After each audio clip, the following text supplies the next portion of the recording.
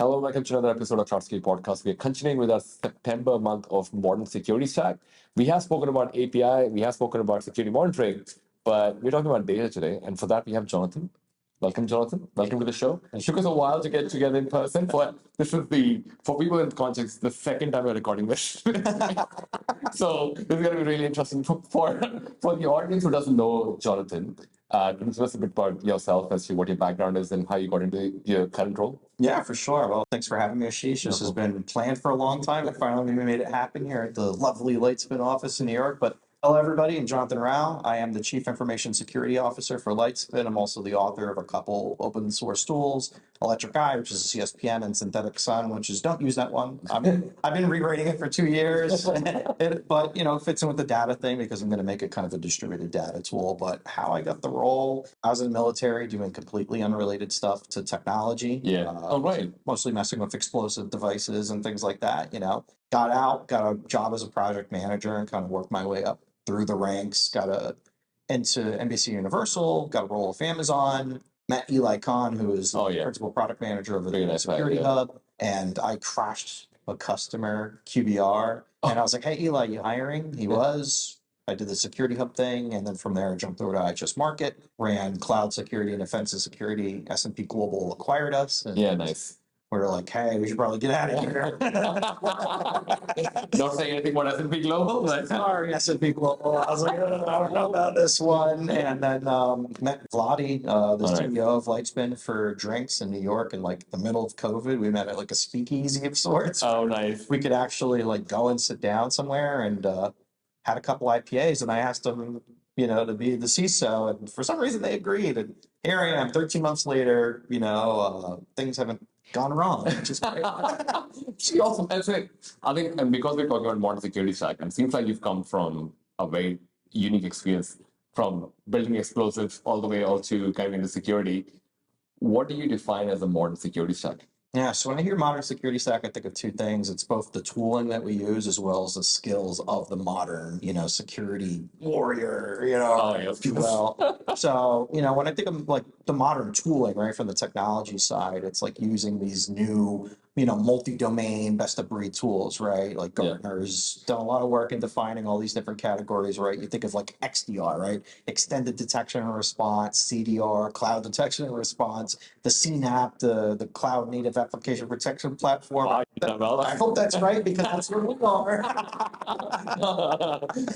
But, so it's like actually, being able to use and adapt these tools into your environment, right? Where it's like you could start shutting off those onesies and twosies. And I've been in places, right, where we've had 40 different tools because we're just very laser focused on getting the best of breed. We had to have everything to, find, fix with, and destroy threats. And now it's like, hey, maybe not. And also when you have disparate tools, you create silos. Yeah. You lose context, you lose meaning. So it's better to have it. And then on the people process side, it's having people actually harness that thing, like modern thinkers in the space, maybe security folks who are trained in data, maybe security folks who are formerly software development engineers, SREs, platform engineers, who kind of understand what it's like to be day in the life of a product team, use these new modern security tools and be able to, quantify, qualify risks and, meet security outcomes for whatever that is for your security program. Yeah. How different is this from a traditional security stack, from what you've seen in the past and where we are today, I guess? Yeah, I mean, like I mentioned in the past, I guess in a word, it's silos, right? Yeah. Where the old, security program was like, hey, let's make sure that we're meeting some compliance requirement, and then we're just going to buy up a ton of tools, right? And back then it was like, kind of lower level telemetry, right? Yeah. I mean, even in my military days, it was like, running like individual antivirus, individual sensors, running cron job and syslog, you folks that still work in data centers, right? And love, the like layers 1 and 0 routers, blue coat proxies, and, your big honking Palo Alto appliance, right? And then you're pulling the individual logs out of there, and then maybe you're doing something with the log data. Maybe you're doing a little bit of maybe ETL, and then you're throwing that in with SIM, like a radar or Splunk, and then you're running your detections on top of it, and somebody else runs your indexes, and maybe they even manage the Splunk for you, and you just sit there hunting threats and hope that you get lucky before the threats do. And in today's day and age, I think one example that I keep going back to, I feel like cloud has brought in a cultural change as well. Like from what sysadmins used to, at least the ones that I used to work with, they'll remember the web address for, oh, it's 1, 2, 3, 4 IP is for web server, 5, 6, 7, 8 is for application server, there's another load balancer, whatever. Like that kind of conversation has also died down. The more abstraction that's come in with cloud. Do you find the same as well? I have, yeah. It's a bit of a double-edged sword, right? Where it's like, yeah, it's nice that we don't have to have a CMDB and I have to remember what, web dash dev dash SRV dash, some like identifier for like a data center like NJ4 or, EWR1 is, right? And then you had to go to a different team, you had to get a feed from them, right? They wouldn't give you the data. Stay away from my CMDB, Yeah. security person. And then, it would just take so long. But the nice part about it was that people actually went through and defined taxonomies and classifications and CIs, and they had change boards. But cloud has really disrupted that and blown a hole through it. Where it's like, hey, today you could take anybody of just about any skill level and put them in front of a console. If they click around enough, they could build a machine learning tool. They could build an augmented reality tool with like Sumerian. They could, even create like a deep fake with voices, right? Oh. They could launch a blockchain app. So where that means is that security teams have had to, change up. Tools have had to change up. Where like the slow agent-based CAD-driven thing wasn't fine anymore because all it took was a dev swiping a credit card. Like, hey, we need to do this POC. We do it now. Then you have to react to it. And being in a reactive rather than a preventive state in security is planning for failure, and that's the worst kind of planning there is. Yeah, I think to your point, how many people actually focus on prevention as well? Because to what we were looking at, the traditional security model has always been around, oh, I want this tool because I want to protect us against, I don't know, some kind of like, oh, IPS IDS is a great example as well. And you almost wonder, what's the real life use case for that in the cloud when the asset itself is very temporary? Yeah. It comes up and down. So unless it's like a super smart AI enabled, I don't know, like a Starlink or something that just keeps recreating itself, if you're getting rid of the infrastructure and bringing it back to the original stand where it did not have anything else, I definitely feel to your point, abstraction has changed the way people look at security and the skill set. I also wonder, offline, we were talking about the whole ledger and Bitcoin space as well, like, how that's kind of evolving. And yes, I feel right now my company's not going to go for blockchain, but tomorrow they might. But how many people would know about all these new technologies? Like, what's your thought on that? Yeah, exactly. And that goes back to kind of like the people side of it on the modern security team that uses data, right? Where it's not just enough to actually use these big data tools, lakes and warehouses, distributed query. And they do have a spot, 100%. I think that's where the industry is going to go. I mean, right now, the security team just doesn't have enough freaking time, right? Like, I can't find my freaking butt for my elbow, and I'm just going full steam ahead. It's really hard for the security team to have parity from a technical acumen spot with the product team where, would a security engineer on any given organization, if you ran up to them, like, oh, hey, we're going to be building a blockchain app, we're using Hyperledger Fabric, we're using Go for our chain code instead of Java, and we're going to be streaming out the consensus from this on a Kafka, and then we're going to be writing it to a data warehouse, and this, how do we secure it? Yeah. And a security person might be like, and then log on Indeed.com. Yeah, just find another job. I think you mentioned data as well, and you talk quite a bit about SecDataOps as well. What does that mean for a lot of people who don't know what SecDataOps is? Here we go.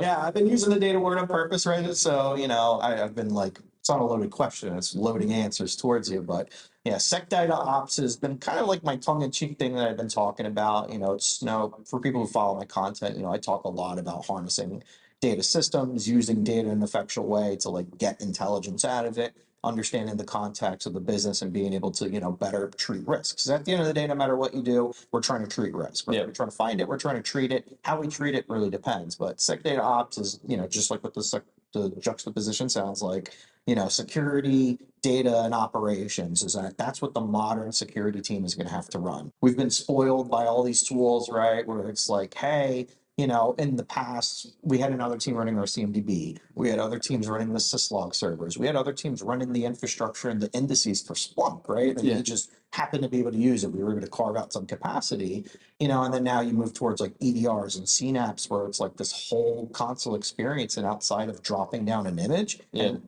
you might not even do that anymore. You have other teams building the images, you have other teams managing the sensor, right? So it's being able to upskill to use, the actual data that's coming out of these tools for meaningful ways, whether that's cyber risk quantification, whether that's building giant data lakes and data warehouses and, running the queries on top of it to be able to put that data together and make sense of it, to be able to, find those threats faster, collapse the attack paths, but then also running the tools ourselves, right? Where Yeah.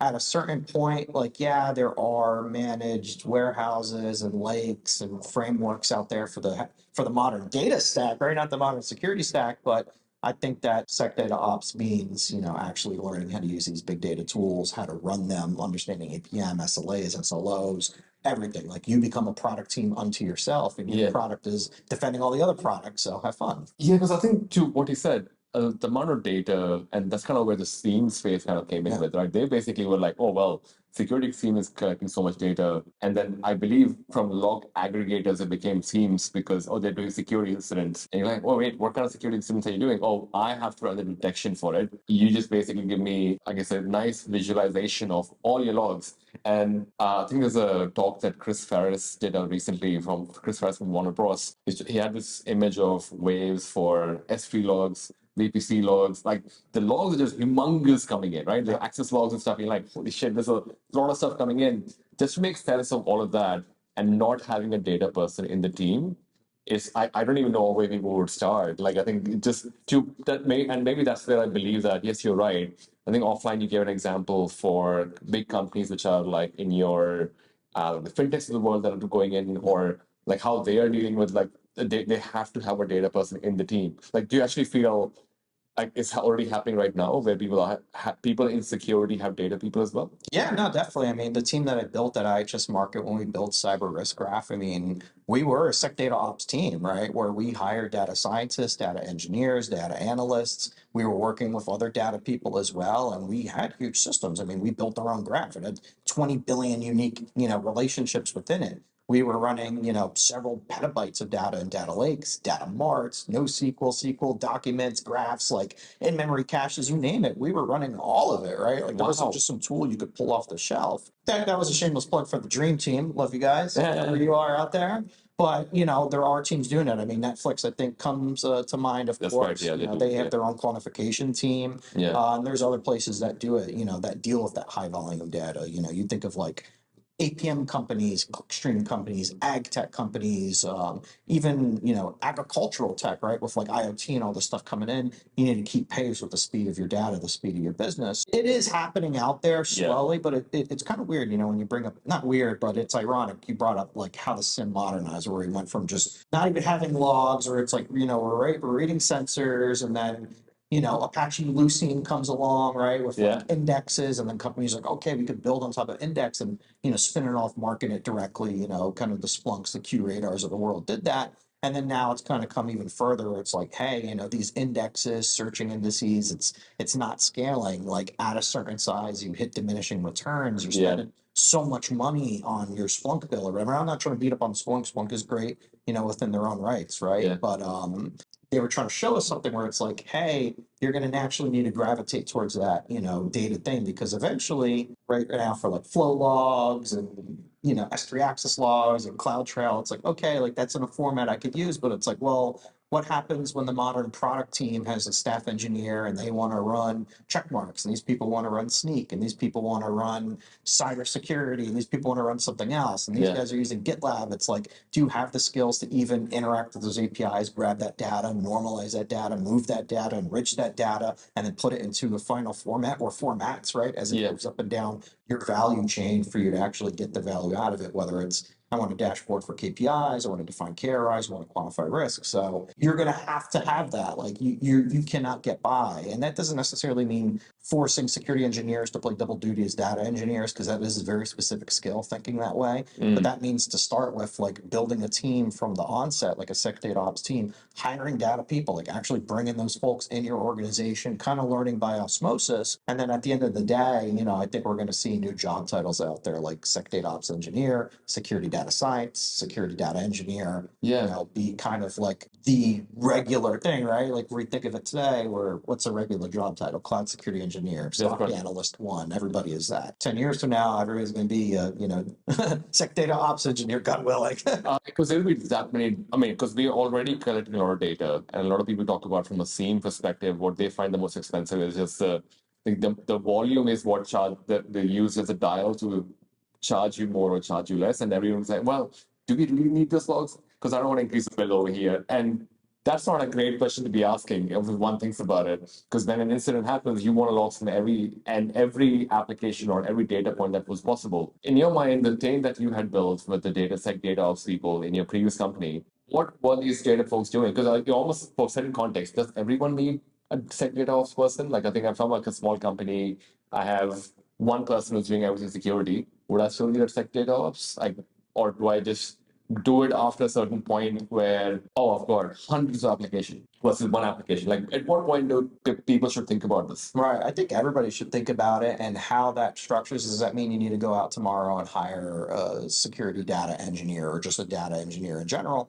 No, you could probably get by with like skilling up and be like, okay, like, you know, what's a way that I could scale this? And you start with something small, right? And this boils down to it depends, right? Yeah, on, yeah, on the of course, size. yeah. I think everybody should either be scaling up or looking to hire those people, right? Because they think of data in a different way. Like we're just thinking of it like, oh, here's the JSON format that this specific log is going to come in. And if I write, you know, if I grep or I awk it or I tail it or I cut it or I, you know, maybe I know SQL if I wrote a SQL thing, or maybe I'm using Amazon Athena Yeah. or something like that. It's like, that's the only way I think about it. But then, you know, the data people are like, hey, if I want to move 10,000 records into this system in this amount of time, how can I do it without getting throttled and using an event-driven architecture, right? Yeah, very different way of thinking. Yeah, how do you answer that question? Like, does your security engineers, do I understand, like, when should I use Kafka versus Kinesis versus SQS? How big should my batch size be? Yeah. Do I care if I have 5,000 invocations of Lambda? You know, like, how do I actually, you know, meter all these things? How do I operate it, right? That's where the SecDataOps part, Yeah. the ops part comes into play. So I think that everybody should be thinking it that way, because we already at the point where we have so much data. And you're right, on the SIM, people have to make the decisions if it's like, hey, what can I get away with not ingesting? Yeah. Because, you know, we're getting metered on, you know, gigabits per second. That's right. Or what can I get away with not retaining for so long? Or can I drop these indexes? Or do I even need to keep this data? Yeah. And there's a lot of cases where it's like, oh, you must keep the data because of regulations. Yeah. And outside of that excuse, right? Because it is an excuse. Yeah, of course. You know, people are having a hard time. So it's like, well, you know, what if you built a real-time system? What if you didn't need to use a SIM? What if you could just use a lake on Glacier or on, you know, Google's Bucket or Azure storage accounts, right? So if you don't have that data architect, engineer, analyst, scientist on your team, what are you going to do? You're going to be stuck with Splunk. Yeah, and to your point, how do you, I think that probably even extends to the point that, you know, people talk about anomaly behavior detection as well. If you're not collecting the data, how do you know there's an anomaly?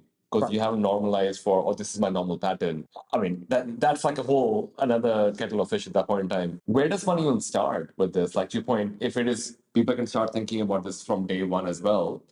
How would you recommend them start talking or at least thinking about this in a small team, and then we kind of scale up to, I think you guys had what, 300 plus applications at the previous role? that you Yeah, were? IHS, we had 900 or so different shit. applications. Some of Wow. them were like fat apps running like on a thick client somewhere. Oh my And God. then other things were, you know, running on VMware Cloud or Alibaba or AWS. There is that as well. The complexity of where your data is coming from. Like the source is like so complex these days. Like I think in our offline conversation, you mentioned about Kubernetes, containers, and there is like you can just IoT devices, anything else you want anything else that you want to throw in there. How does one start? Like I think what's day one like for people who are a small company? Right. Yeah. I think, you know, just from day one, it's like take kind of account of what you have. Like, what are my tools? What data am I actually collecting? Are you collecting any data? Right. That's a good place to start. It's like, hey, this CNET tool, this EDR tool, if you even have any, right? It's like, get the tools up and running and let's collect data. Yeah. And then, you know, just start with like basic metrics, right? Like vulnerability management's a great place to start because it's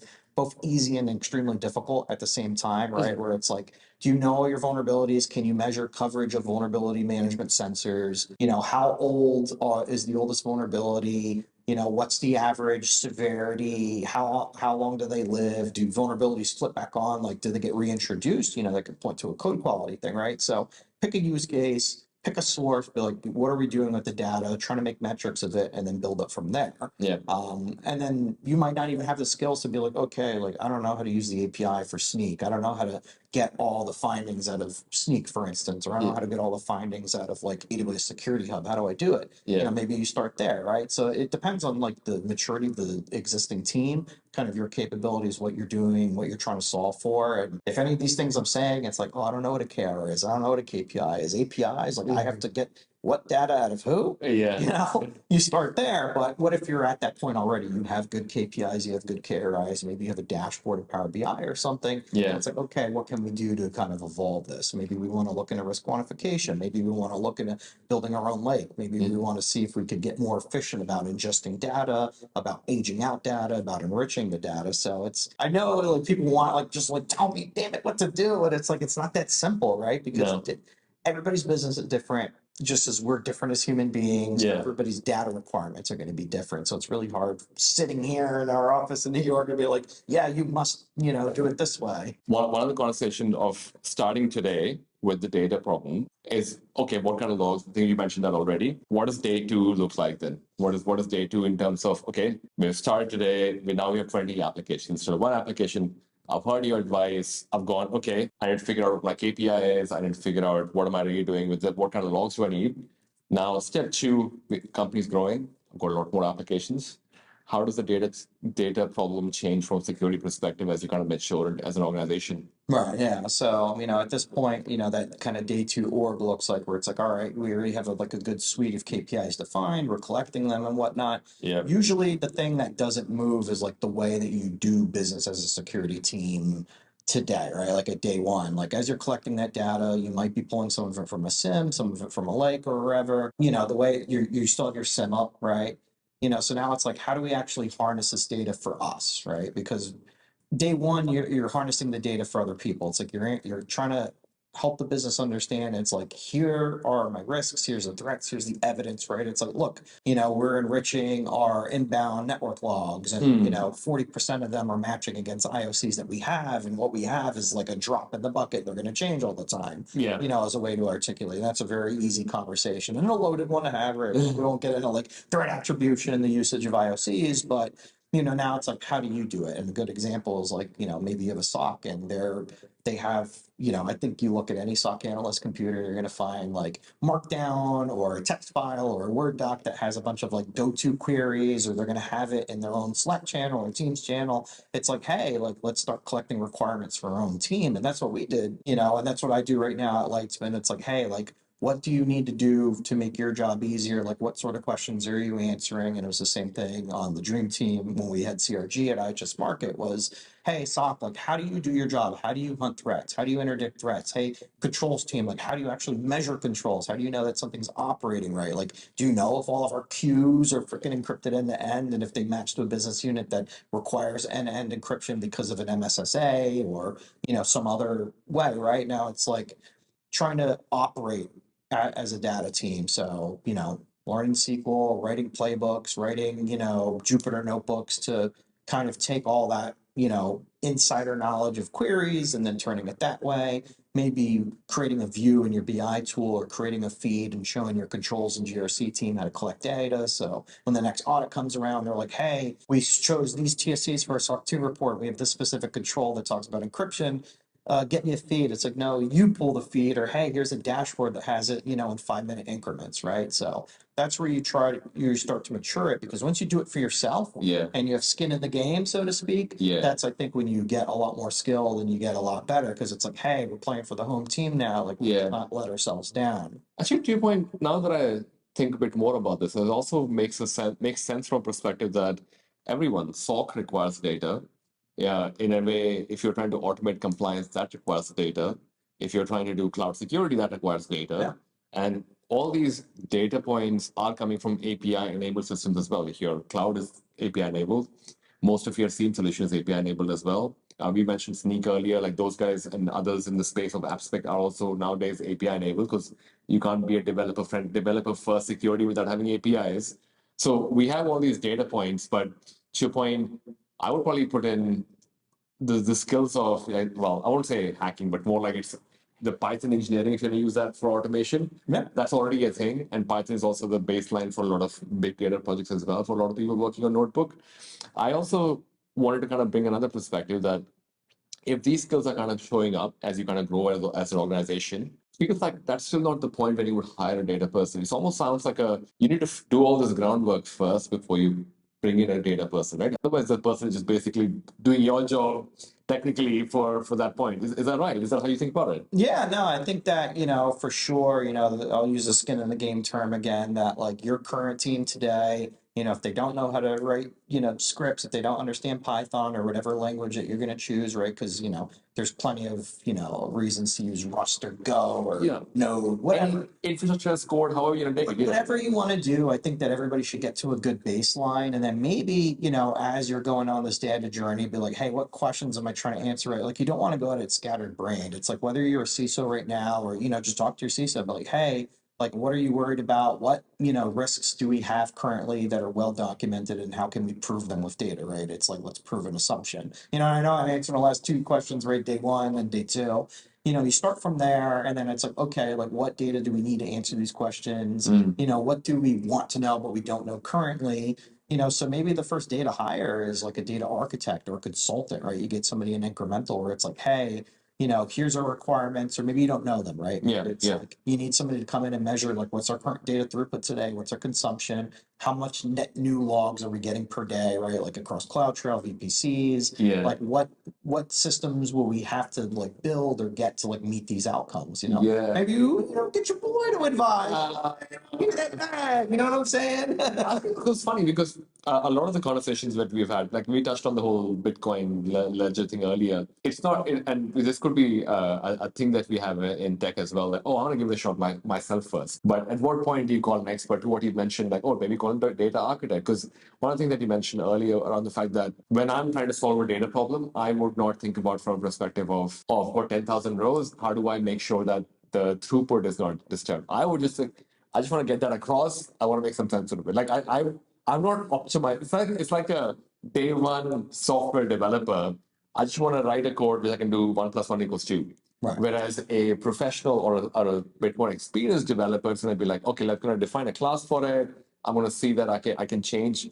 I can use a variable, so it's not just 1+1. It can do anything you give it, but in a way that if I pass my code on to you, you can understand what it says. So there's enough comments. Like there's a very different, mature way of thinking when you do software development as well. I feel like that to what you're saying, the data problem is similar as well.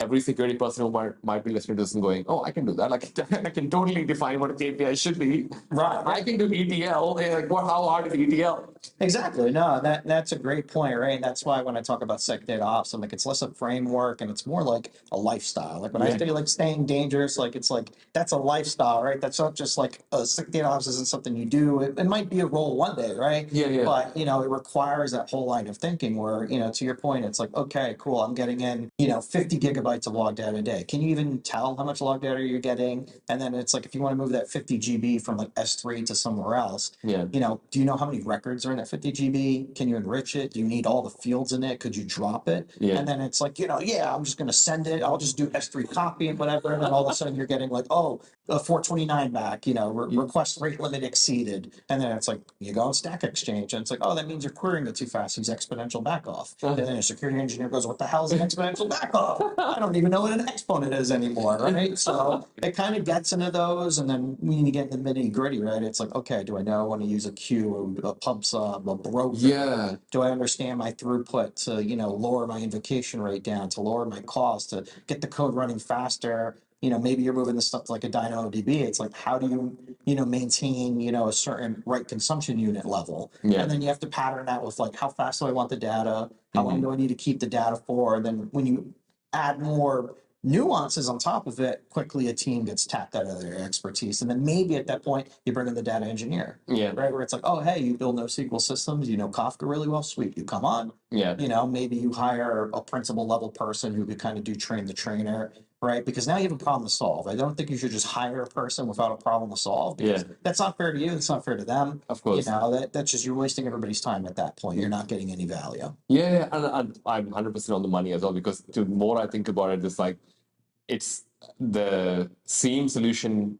And going back to what we talked about abstractions, because we had the same solution that was doing log aggregation, and what majority security architects out there were just saying to people, hey, Jonathan, you have this great app. That's good. Send me all the logs. Yeah. Because you, at least initially, when you have a scheme for the first time, you're not thinking about the cost. You're just thinking about send me all the logs and I'll figure it out as CMED. But 9 out of 10 scenarios, that scheme is being managed by someone else and not by you as an architect. So it's been gone across. They have no idea what this application is. They're like, oh, what do you really want me to look at? And you're thinking at that point, oh, I should have defined the KPIs before I send them across.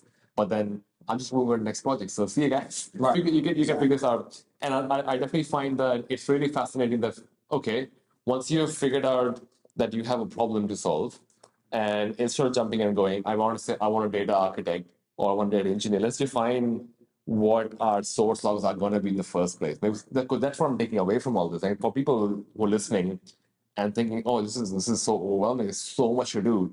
Like, I didn't realize I don't have the budget for a data person. But maybe the step one is not to have a data person, it's just to understand what you have, to what exactly what he's saying, what the source logs are. Do I need all those source logs? If there was an incident in this particular application, would I really care about this log at that point in time? Right. And if not, then maybe I can ignore it. Is that a good way to think about it? Yeah, no, that is definitely a good way to think about it. And it's even like, do I need to worry about it? Because a lot of the times, you know, being a part of those conversations, right, whether it's a well architecture review, a threat modeling conversation, it's like, oh, send all these logs. And the team's like, well, that's adding to overhead and complexity. We can't send these logs. You're like, oh, well, we want to be able to monitor it. You know, we want to put it into our own SIM. Why do you need it centrally? Like, I've had those conversations with CTOs, SVPs, and I totally get it. And, you know, that again, it goes back to the maturity thing where, like, as a security person, you understand it's like you're there to protect people. That's right. Right. Because at the end of the day, the data, it doesn't care. It's ones and zeros on silicone somewhere. Like, it doesn't even know it exists. Like, data doesn't know it's data, but it represents somebody real, somebody's brother, sister, grandmother, a stakeholder, a shareholder, a customer, a partner, you know, you perhaps, right? And it's like, we need to treat it with that same respect and severity. And then thinking back, working backwards from that, it's like, what am I doing today? Like, not defining KPIs, not having metrics, not having good data quality. Like, that isn't helping to protect anybody. That's just, you know, making it easier for the freaking bad guy. Because while you're looking for needles in a stack of needles and you're, you know, look like a pit bull who just attacked the porcupine, you know, the attacker's just made off of everybody's data and everybody's having a bad day. You know, it is a good way to look at it. It's like, let's just start with the basics first. It's like, what questions am I trying to solve? What risks do I think we have? Like, do I even know what risks we think? Like, what's our threat environment look like? Like, to get to SecDataOps, you need to do security really well. You need to do architecture really well. You need to understand engineering. You need to have, you know, good instincts about operating and maintaining and engineering. And then you could put it all together. It's not just something you jump into. It's like, oh, sweet, I'll just send my security team for a week to a SANS course and then a week to a Pandas course, and then they'll be good. They won't be good. They'll know stuff, and then they'll be overwhelmed, and they'll be on Indeed looking for a new job because you're a crazy person. We've hit this on the nail as well, because I think another point maybe worthwhile coming across is maturity scale. Because some people may already have defined that. What does it look like at a super mature kind of like I mean, you used an example earlier where you had 300 plus applications. What did that look like? How far did you get to the point where, oh, this is like super mature? Like, this is what a really mature SecDataOps kind of space would look like.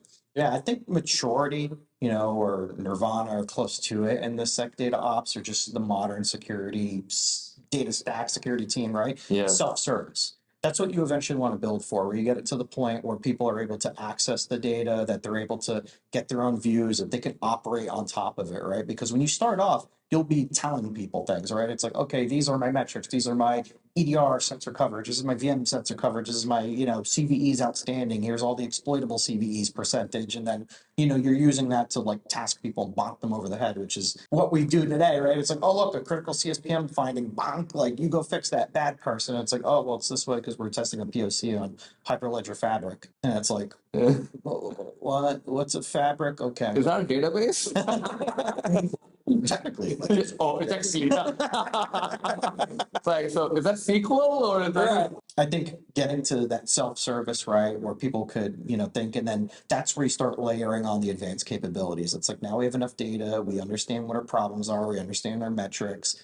Now it's like, can we do it faster? Can we Yeah. do it in near real time? Do I even need to store this log somewhere? Can I just analyze it in real time because I have, 7 years of data? I understand my seasonality, Yeah. right? Or I understand people's behavior outputs and programs. Now you're kind of looking at it from like a UEBA identity space. Yeah. But I think self-service is what you build for, and that's a lot harder than what it sounds like. It's like, oh, it's easy. We'll just build an API on top of it. It's like, okay, cool. Brainiac, you built a freaking API gateway with a Lambda that's reading from a table that you're writing, on average, probably throughout the week, tens of millions, if not hundreds of millions of write consumption units. It's a product. And yeah, it's a product at that point. Like you're Yeah. building SaaS tools. And That's right. you need to handle that scale of people answering questions. Oh, actually, that's a good point because you're almost like having an internal product, like internal SaaS product being created with the abstraction that the end user at the point doesn't really care.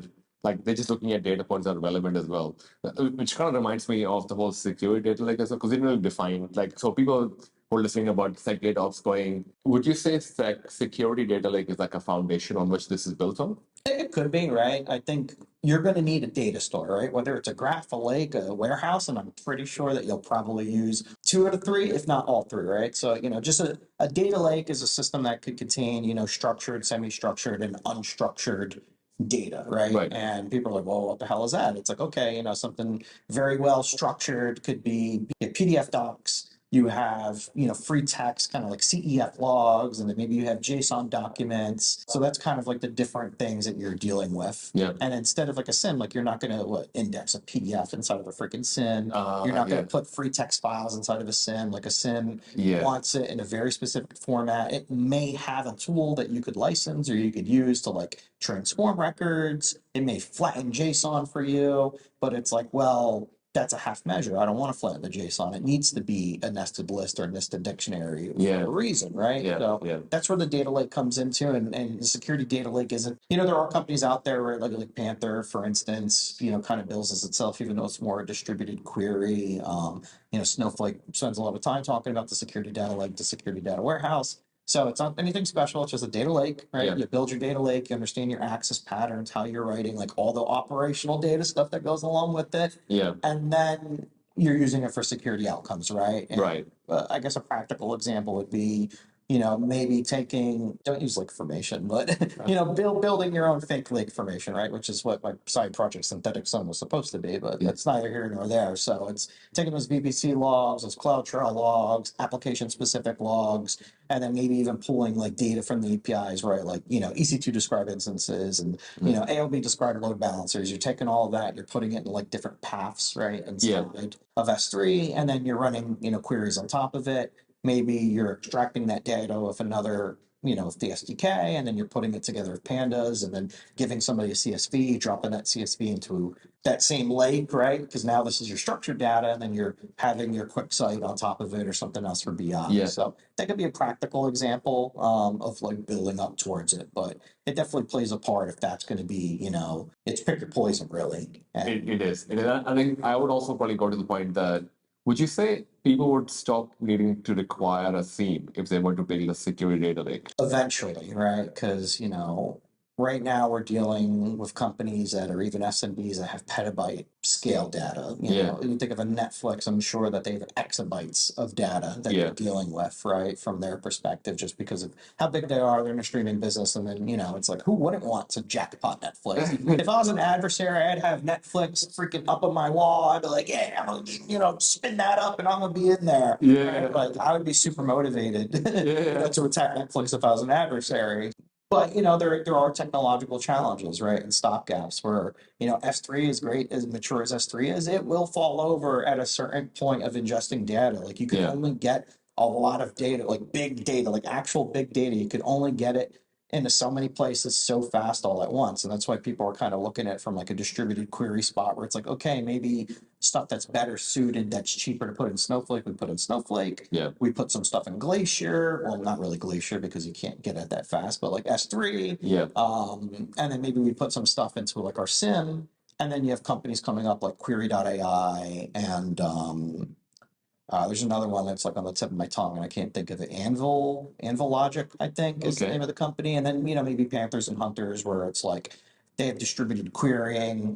They all do it different ways. I think probably Query.ai and Anvil Logic are the closest to like a true distributed query kind of thought where it's like, hey, keep your data sources and how you do it. And then, there's that abstraction thing again. And that's why, to answer your previous question, I said that I think that we'll probably have like a different multitude of it. But, being realistic, seeing, massive scaled SIMs operating in massive scaled SIM companies, it's not just that easy, right? There's so much Yes. ancient stuff, ancient workloads where it's like, don't touch that cron job, don't touch that freaking server. Like we need that one server, right? Here because it's bringing this mission critical log, and we have no idea the script. It's like this pipe delimited grep tail thing, and I have no idea how to write bash. So please don't touch it. Starting fresh. I think that you could probably go without a sim. Yeah, I think to your point, I also want to extend that to the point of like, if people listening to this are going, oh, I probably should start working on this today so I can work on this tomorrow because I don't need to use a scene. But the harder part over here is what you just touched on, where some of these providers are actually doing the extraction and transformation. That's probably the most important part because the structured and unstructured data that you mentioned earlier, how many old school applications still have unstructured data? How many different kind of sources you're pulling data from? And whether it's unstructured or structured, you almost need to think about what's a language that you can convert all this into, that you can query through it, so that it doesn't matter where the log is coming from, whether it's coming from Apache, coming from VPC, coming from S3, coming from Azure, coming from Google Cloud, wherever it's coming from, you're going to have to bring them all together, transform that into, is this encrypted? Literally, that's the question you're trying to answer across everything else. But the question is that simple. Like if you were to use as a KPI, everything should be encrypted. Like just to answer that question across say 5 different kind of data sources, that's not an easy job. Yeah, no, it's not because, just think of it this way, and this goes back to the whole data thinking, right? Where the security engineer really going to show me, be like, oh yeah, I'll just write some about a 3up. It's like, okay, cool. Then you realize that it's like, oh, SQS and SNS and Kinesis and EBS and my S3, that the data format as returned in is all completely different. If you try to shove that into like a relational database into a sim, like into the same index, it would take a big crap on you.